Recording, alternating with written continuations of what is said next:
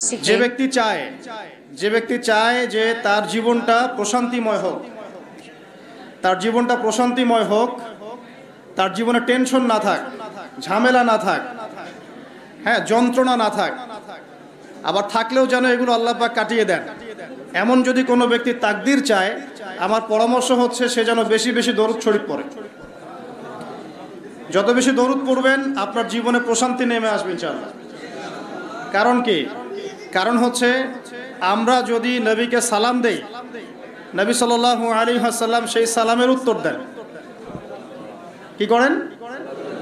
কিভাবে দেন সেটা আল্লাহ জানেন, আমরা ব্যাখ্যা করতে পারবো না। কোরআন হাদিসে এমন কিছু বিষয় আছে যেগুলো ব্যাখ্যা করার দরকার নাই। এই ব্যাখ্যা করতে গিয়ে মুসলিমদের মধ্যে শত শত দল হয়ে গেছে। এই যে আর রহমান আলাল আরশ ইস্তাওয়া, এই আয়াতটা শুনেছেন না? আর রহমান আলাল আরশ ইস্তাওয়া, রহমান আরশের উপরে, ইস্তাওয়া রহমান আরশের উপরে, ইস্তাওয়া রহমান মানে কে?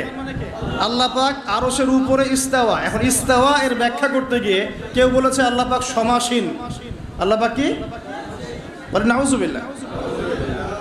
সমাসীন মানে কি? একটা আসনের উপরে যিনি বসা থাকেন, একটা আসনের উপরে বসা থাকেন, সমাসীন। এই চেয়ার বা কুরসির উপর আমি যদি বসি, আপনি বলতে পারেন আমি এই কুরসির উপরে সমাসীন।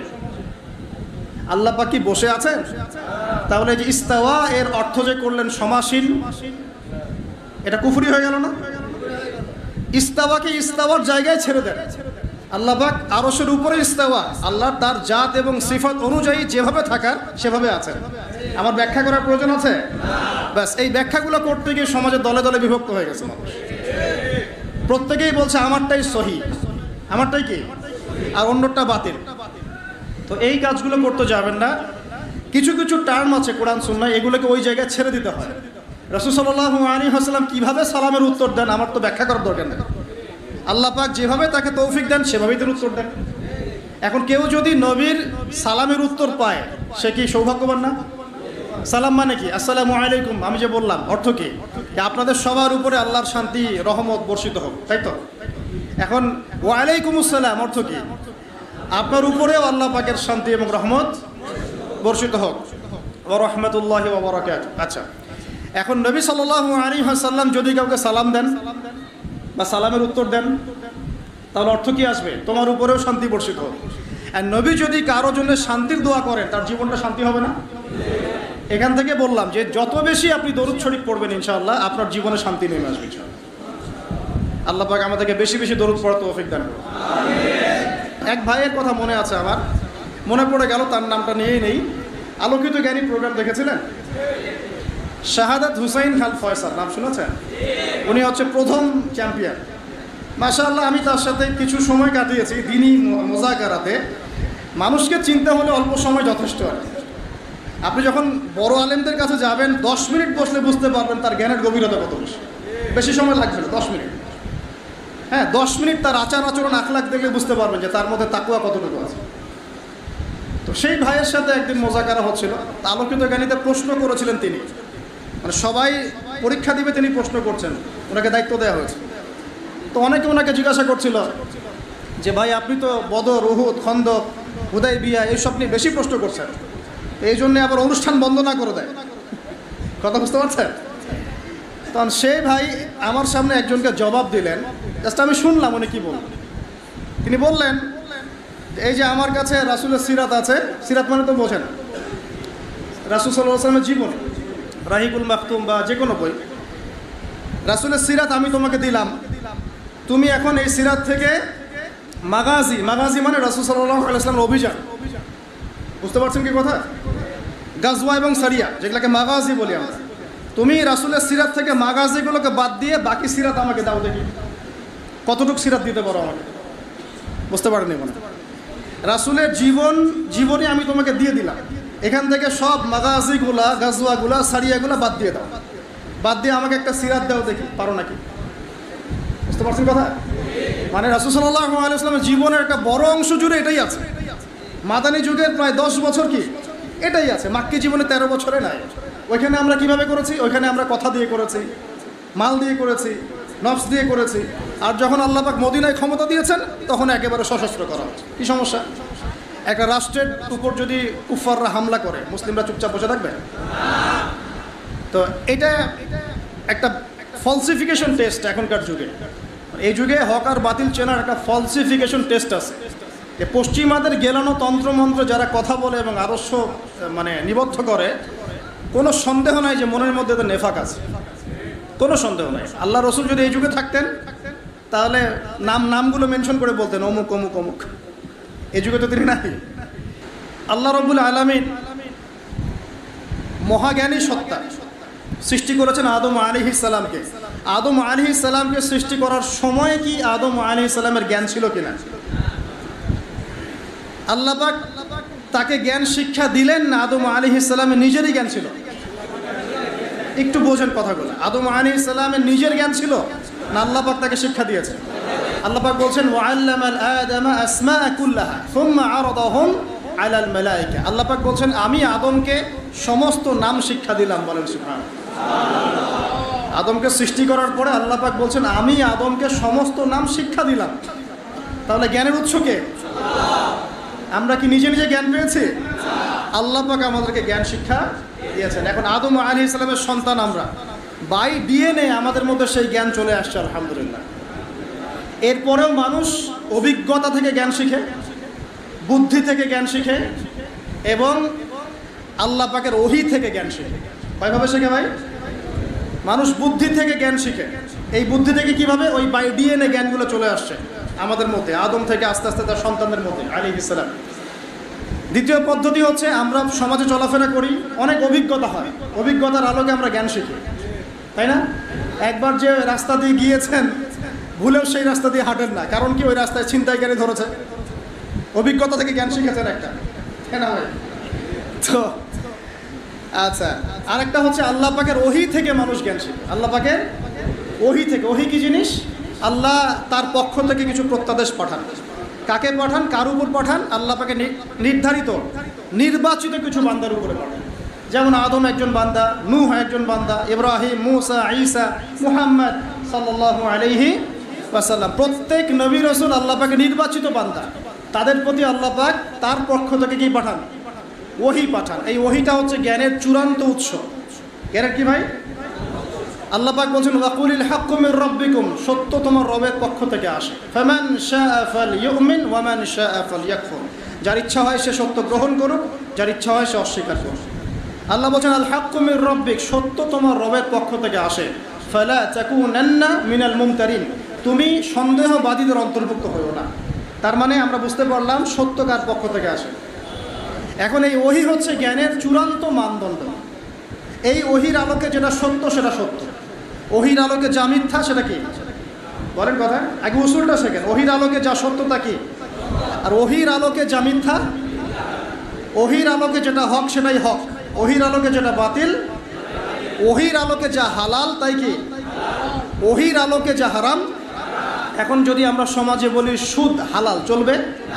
বলি কেন চলবে না? উত্তর কি দিবেন? কারণ ওহীর আলোকে সুদ হারাম। কথা কি বুঝতে পারছেন? ওহীর আলোকে কি, এটা শুধু এই উম্মতের জন্যই হারাম হয়নি, আগের উম্মতেও হারাম ছিল। সুদ কিন্তু শুধু এই উম্মতের জন্য হারাম ছিল না, আগের উম্মতেও কি ছিল? হারাম ছিল। বনু ইসরাঈলের উপরেও সুদ হারাম করা হয়েছিল, কিন্তু ইহুদিরা সুদ খেয়েছে। এখনও সেই সুদ ভিত্তিক ব্যাংকিং সিস্টেম ওরাই পরিচালনা করছে। একই শূন্য, একই শূন্য। এখন জিনা, জিনাকে আপনাকে উস্কে দেওয়া হচ্ছে, কাছে আসার গল্প ইত্যাদি ইত্যাদি। হ্যাঁ, তো এখন এটা হালাল না হারাম আপনি কিভাবে নির্ধারণ করবেন বলেন? ওহীর আলোকে। ওহীর আলোকে কি জিনা হালাল না হারাম? আল্লাহ বলছেন ধার কাছেও যেও না, ওয়ালা তাকরাবুজ জিনা, জিনার ধার কাছেও যেও না। দেখেন ধার কাছেও যেও না কথাটা কেমন? ওয়ালা তাকরাবা হাদিহি শাজারা, হে আদম এবং হাওয়া, এই গাছের ফল খাওয়া তো দূরের কথা, এর কাছেও যাবে না। বুঝতে পারছি কি? মানে মেয়ের সাথে সেক্সুয়াল সম্পর্ক তো অনেক দূরের কথা, তুমি ফোনে কথাও বলবো না। কথা কি বুঝতে পারছেন ভাই?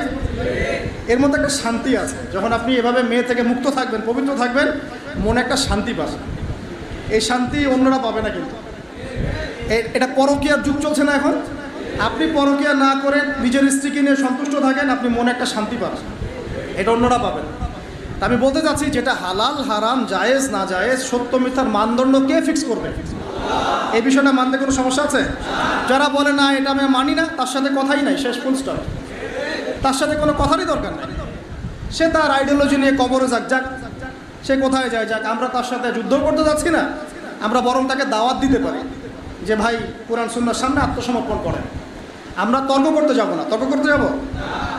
আমরা মুসলিমরা বিশ্বাস করি কোরআন সুন্নাহ হচ্ছে হক বাতিল, সত্য মিথ্যা, ন্যায় অন্যায়ের কি চূড়ান্তটা মানদণ্ড। এর আলোকে যা হক সেটাই হক, এর আলোকে যা বাতিল সেটাই বাতিল। আমরা জিনার উদাহরণ দিলাম, এটা কেন হারাম? আপনি বলবেন ওহির আলোকে হারাম। সুদ কেন না জায়েজ? কারণ ওহি বলেছে না জায়েজ। পরকিয়া কেন না জায়েজ? ওহি বলেছে না জায়েজ। আপনি এতিমের মাল আত্মসাৎ করতে পারবেন না। কেন পারবেন না? কারণ আল্লাহ পাক নিষেধ করেছেন। আমাকে নামাজ পড়তেই হবে। কেন পড়তে হবে?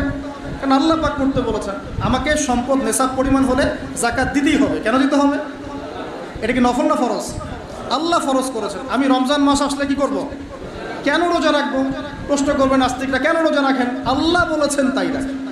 এখন সে যদি বলে যে আল্লাহ আছেন প্রমাণ করো, তাহলে আরেকটা ডিবেটে বসতে হবে। আল্লাহ আছে প্রমাণ করো, এটা যদি ডিবেটের আলোচ্য বিষয় হয় তাহলে আরেকটা স্বতন্ত্র বিতর্ক হবে। আগে তো আমরা মেনে নিয়েছি আল্লাহ বলতে একজন আছেন। আচ্ছা, আল্লাহ বলতে কেউ নাই, তাহলে মহাবিশ্ব সৃষ্টি করলো কে? বলবে এমনি এমনি হয়ে গেছে, বিগ ব্যাংয়ের মাধ্যমে। তার সব কিছু সুশৃঙ্খলভাবে আছে কিভাবে? এমনি এমনি। হ্যাঁ, আকাশ থেকে বৃষ্টি হয় কেমন করে? এমনি এমনি। হ্যাঁ, মানুষ বাঁচে কিভাবে, মারা যায় কিভাবে? বলছে এমনি এমনি। সবই এমনি এমনি, মানে অটোমেটিক্যালি হয়। এটা কি কোনো পাগলও বিশ্বাস করে যে সব কিছু অটোমেটিক্যালি হয়? ফ্যানটা ঘুরলো কিভাবে? সুইচ দিয়েছেন?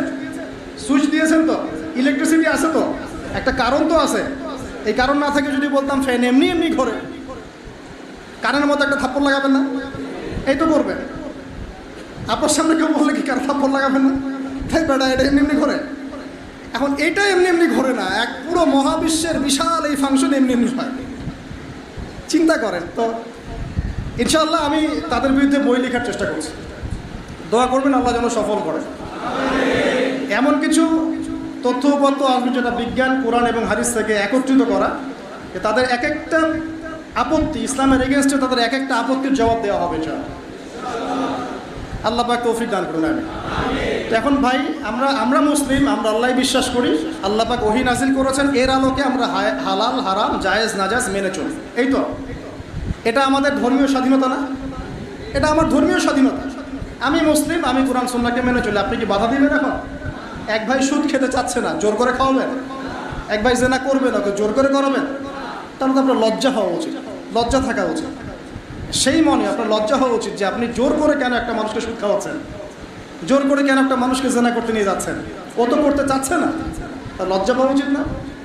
আচ্ছা আসুন, এবার আমরা বুঝতে পারলাম ওহির জ্ঞান কি চূড়ান্ত না বিভ্রান্ত? কোনটা? ওহির জ্ঞান চূড়ান্ত। এখন ওহির জ্ঞানটা আমরা পেলাম কিভাবে? আল্লাহ পাক নবী রসুলদের কাছে কি পাঠিয়েছেন ভাই? কিভাবে পাঠিয়েছেন? জিবরাইল আলাইহিস সালাম, ফেরেশতার মাধ্যমে। ফেরেশতা কি, কেন, এটা নিয়ে আমরা আলাদা আলোচনা করতে পারি, এখন এটা আলোচনার সময় নেই। এখন সর্বশেষ নবীর নাম কি বলেন? আখিরুজ্জামানের হাদিস স্টাডিগুলো করতে গিয়ে আমি এটাও পেয়েছি, নবী সাল্লাল্লাহু আলাইহি ওয়াসাল্লামের পরে 30 জন মিথ্যা নবুয়তের দাবি করবে। কতজন? তার মধ্যে 26 কি 27 জন হচ্ছে পুরুষ, 3 জন বা 4 জন হবে নারী। তো আপনারা কি বিশ্বাস করেন যে নবী সাল্লাল্লাহু আলাইহি ওয়াসাল্লামের পরেও কেউ নবী হয়ে আসতে পারে? আমরা শুধু এতটুকু বিশ্বাস করি যে ঈসা আলাইহিস সালাম আসবেন, কিন্তু নতুন নবুয়ত নিয়ে নয়, বরং নবী সাল্লাল্লাহু আলাইহি ওয়াসাল্লামের শরিয়া অনুসরণে ইনশাআল্লাহ, এবং তার হাতেই সভ্যতা শেষ হবে ইনশাআল্লাহ। আমি এই হাদিসগুলো অনেক স্টাডি করছি ইদানিং, ইনশাআল্লাহ এটা নিয়ে পরে লেকচার দিব ইনশাআল্লাহ তাআলা। একটা হাদিস পেয়েছি, উনার যুগে, ঈসা আলাইহিস সালামের যুগে একটা ডালিমের খোসার নিচে একটা পরিবার ছায়া আশ্রয় নিতে পারে, এবং এই জমিনটা রূপা যেমন করে চকচক করে, আল্লাহ পাক এই জমিনটাকে এরকম করে চকচক করাবেন। এত বেশি বৃষ্টি হবে, জমিন উর্বর হবে ইনশাআল্লাহ। ঠিক যেমন আদম আলাইহিস সালামের যুগে জমিন যেমন ছিল। সুবহানাল্লাহ। এটাও পেয়েছি যে একটা বকরির পাল, এই বকরির পালের মধ্যে একটা নেকড়ে ঢুকবে। নেকড়ে কি করে? বকরি খেয়ে ফেলে না? কিন্তু ওই যুগে, ঈসা আলাইহিস সালামের যুগে, নেকড়ে বকরিকে খাবে না। এত শান্তি থাকবে সমাজে যে এই যে বাঘ হরিণকে খাচ্ছে না, সিংহ হরিণকে খাচ্ছে না, নেকড়ে ছাগলকে খাচ্ছে না, এরকম সুকুন বিরাজ করবে সমাজে। এরপরে কিছু খারাপ মানুষ আসবে যারা রাস্তাঘাটে জেনা করবে, তার আগে ঈসা আলাইহিস সালামের ইন্তেকাল হয়ে যাবে। ওই মানুষগুলো ওই প্রজন্মের সামনে আল্লাহ পাক কিয়ামত দিবেন। তার মানে কিয়ামত, কাল কিয়ামত বলতে আমরা যা বোঝাই মানে আগামীকালই কিয়ামত না, মানে কাল মানে কি, সময় তো কিছু বাকি আছে, এটা আপনাকে সতর্ক করার জন্য বলা হয়। এখন আসুন, ওহি বুঝতে পারলাম, সর্বশেষ নবী আমরা চিনি আলহামদুলিল্লাহ মুহাম্মদ রাসূলুল্লাহ সাল্লাল্লাহু আলাইহি ওয়াসাল্লাম। আল্লাহর নবীর উপরে আল্লাহ পাক জ্ঞান পাঠিয়েছেন কিনা, সেটা কি বলেন? আল কোরআন এবং হাদিস আছে কি নাই? এখন তো আবার নতুন ক্যাচালের তো শেষ নাই, হাদিস নাই বলছে, অনেকে বলছে কি হাদিস নাই, নাউযুবিল্লাহ। আল্লাহ আমাদেরকে হেফাজত করুন। হাদিস করতে পারবেন না, একটা কাজ ওযুই করতে পারবেন না। হ্যাঁ, ওযু বলছেন যে 4টা ফরজ আদায় করলে হয়ে যায়, কিন্তু রাসূলের সুন্নাহ মোতাবেক হলো কি? নামাজ কেমন করে পড়বেন, নামাজের বিভিন্ন আহকাম আরকানগুলো কেমন করে পাবেন? তো এগুলো বিতর্কিক বিষয় না, এগুলো প্রমাণিত বিষয় যে এটা কোরআন এবং সুন্নাহর বাইরে ইসলামের, এটা বাদ দিয়ে কেউ শরীয়ত ফলো করতে পারবে না, এটা সম্ভব না। তো যাই হোক, এখন আমরা কোরআন এবং সুন্নাহ পেলাম কার কাছ থেকে? নবী সাল্লাল্লাহু আলাইহি ওয়াসাল্লাম এবং সাহাবীদের কাছ থেকে, এই তো। তাহলে জ্ঞানতাত্ত্বিক মূলনীতি পাচ্ছি কয়েকটা। এক হচ্ছে জ্ঞান আল্লাহর পক্ষ থেকে এসেছে, আল্লাহ পাক জ্ঞান ওহির মাধ্যমে ছড়িয়ে দিয়েছেন। সেই ওহি আমরা এখন শেষ ওহিটা কি পেয়েছি? কোরআন এবং হাদিস, এর মধ্যেই সমস্ত জ্ঞানের উৎস আছে। এর বাইরে উপকারী জ্ঞান আমরা নিতে পারবো, কোনো সমস্যা নাই। কোরআন এবং সুন্নাহর সাথে সাংঘর্ষিক না এমন জ্ঞান আমরা নিতে পারবো, কোরআন সুন্নাহর সাথে সাংঘর্ষিক নয় এমন জ্ঞান আমরা অবশ্যই নিতে পারবো। কোরআন সুন্নাহর সাথে সাংঘর্ষিক জ্ঞান আমরা নিতে পারবো না। কথা ক্লিয়ার? আচ্ছা, এখন আমরা দেখলাম যে আল্লাহর নবী তার সাহাবীদের সাথে থেকে, তাদের উপস্থিত থেকে শিখিয়েছেন কিভাবে নামাজ পড়তে হবে, কিভাবে রোজা রাখতে হবে, কিভাবে ওযু করতে হয়, প্রত্যেকটা বিষয় শিখিয়েছেন। তার মানে জ্ঞান শিখতে হলে এখন আপনার ওস্তাদ লাগবে কিনা? তাহলে আমরা পাচ্ছি জ্ঞান, আমরা পাচ্ছি কিতাব, আমরা পাচ্ছি ওস্তাদ, আমরা পাচ্ছি ছাত্র। 4টা জিনিস তো পেয়ে গেলেন। এখন লাগে আপনার মুজাহাদা, মানে কি করা? প্রচেষ্টা চালানো। এখন সাহাবীরা কি একদিনেই জ্ঞান শিখে ফেলেছেন, না দীর্ঘদিন লেগেছিলেন? তাহলে একটা দীর্ঘ সময় আপনাকে জ্ঞানের সাথে থাকতে হবে, টিচারের সাথে থাকতে হবে, একটা সিস্টেম লাগবে। এই জিনিসগুলোকে মাথায় রেখে ওলামায়ে কেরাম এরকম মসজিদ, মাদ্রাসা, মক্তব, স্কুল, কলেজ করেছেন। স্কুল কলেজ যদিও বা একটু সেকুলার শব্দ শোনায়, কিন্তু সব স্কুল তো আর খারাপ না। সব স্কুল খারাপ? ওখানে যে জ্ঞানগুলো শিক্ষা দেওয়া হয় সেই জ্ঞানগুলো আমাদের প্রয়োজন আছে না? আছে। এখন সাহাবীদের যুগ তো এখন নাই, আছে? আমরা কি সাহাবীদেরকে পাচ্ছি না। সাহাবীদের যুগের পরে ইমামদের যুগ ছিলেন, আমরা কি ইমামদেরকেও পাচ্ছি? ইমামদের পর মুহাদ্দিসদের যুগ এসেছে, আমরা কি তাদেরকেও পেয়েছি? এখন আমরা কাদেরকে পেয়েছি? আমরা পেয়েছি প্রত্যেক যুগের বরেণ্য আলেমদেরকে। কাদেরকে পেয়েছে? তাহলে আমাদের সামনে কোরআন আছে, হাদিস আছে, নবী নাই, সাহাবী নাই, ইমাম কেউ নাই। আমাদের সামনে কারা আছেন? আলেম ওলামা আছেন। আলেম ওলামারা কোরআন সুন্নাহ থেকে আপনাকে মাসলা মাসাইল, ইসলামের বিধিবিধান এগুলো রিসার্চ করে আপনার সামনে উপস্থাপন করবেন, আপনি সেটা ফলো করবেন, এই তো। এর বাইরে কি কোনো অপশন আছে? এখন আমি যদি বলি না, আমি এই মাঝখানের আলেমদেরকেও নিব না, আমি ইমামদেরকেও নিব না, মুহাদ্দিসদের কাউকে নিব না, আমি খালি কোরআন সুন্নাহর বইপত্র পড়ব, সরাসরি নবীকে ফলো করব, আমি সরাসরি নবীকে ফলো করব, আমার কোনো মাধ্যমের দরকার নাই। তার মানে ব্যাপারটা এরকম যে আমার স্কুল, কলেজ, ইউনিভার্সিটি কিচ্ছু দরকার নাই, আমার টিচারের দরকার নাই, আমাকে মেডিকেল সায়েন্সের কিছু বই এনে দেন, পড়বো, ডাক্তার হয়ে যাব। অতএব আপনাকে অবশ্যই বরেণ্য ওলামায়ে কেরামকে তো লাগবে। ওলামায়ে কেরামের সামনে যাবেন, তাদের কাছে বইপত্র পড়বেন, উসুলগুলো শিখবেন, আকীদা শিখবেন, তারপরে হাদিসের কিতাবগুলো মোতালা করবেন, আস্তে আস্তে আপনাকে তারা বড় জায়গায় নিয়ে যাবে। এই তো সিস্টেম। এই সিস্টেমের বাইরে কি নবীকে ফলো করার কোনো সিস্টেম আছে? এখন এই জিনিসগুলো শেখার জন্য তাহলে প্রতিষ্ঠান সহায়ক নাকি প্রতিবন্ধক? এই কারণে শিক্ষা প্রতিষ্ঠানগুলোর জন্য আমরা দোয়া করি, আল্লাহ পাক যেন দিনই প্রত্যেকটা শিক্ষা প্রতিষ্ঠানকে কবুল করেন। কিন্তু এখন সমস্যা কাটতে হবে। সমস্যা হচ্ছে যে বিশ্ব এগিয়ে গেছে অনেক দূর, আগায় নাই? এখন কি ঘোড়ায় চড়ার যুগ? এখন কি তীর দিয়ে যুদ্ধ করার যুগ? এখন তো মিসাইলের যুগ। কিসের যুগ? তথ্য প্রযুক্তি, ডেটা, ইন্টারনেট সেকশন, হ্যাঁ, সায়েন্সের যুগ, টেকনোলজির যুগ। এখন তো অন্যরকম যুগ। এই যুগেতে 1 সেকেন্ডে যা করা যায়, আগের যুগে হয়তো ওটা করতে আমাদের একদিন সময় লেগে যেত, তাই না? এক মুহূর্তের মধ্যে অনেক কিছু করা যায়, যেটা আগে সম্ভব ছিল না। এই যুগের জন্য উপকারী কিছু জ্ঞান শেখা কি ক্ষতিকর না ভালো?